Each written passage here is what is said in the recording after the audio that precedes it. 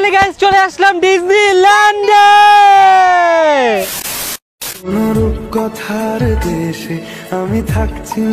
Hello বন্ধুরা, Rakib অন্তরাকে copy করে তাদের যাওয়া প্রতিটি দেশে যাচ্ছে ইয়াসিন মিথিলা। আর এই কথাটির কতটা যৌক্তিকতা আছে এটি দেখাবো আজকের এই ভিডিওতে। তাই বন্ধুরা, আপনি যদি একজন রাকিব হোসাইন টিমের ফ্যান হয়ে থাকেন তাহলে অবশ্যই ভিডিওটি না টেনে শেষ পর্যন্ত দেখুন।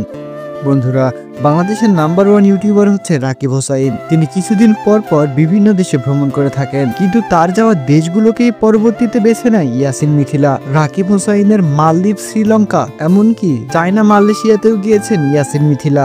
আর তাদের মালদ্বীপ ট্যুর নিয়ে তো হয়েছে অনেক বেশি সমালোচনা, কারণ রাকিব হোসাইন টিম যে জায়গাগুলোতে ভিডিও শুট করেছে ইয়াসিন মিথিলাও ঠিক একই জায়গাগুলোতে ভিডিও শুট করে অনেক বেশি সমালোচিত হয়েছেন।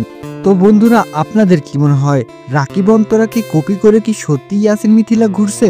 সেটি অবশ্যই কমেন্ট করে জানাবেন। আর আপনারা যারা আমাদের চ্যানেলটি এখনো সাবস্ক্রাইব করেননি তারা অবশ্যই ভিডিওটিতে একটি লাইক করে চ্যানেলটি সাবস্ক্রাইব করে দিবেন।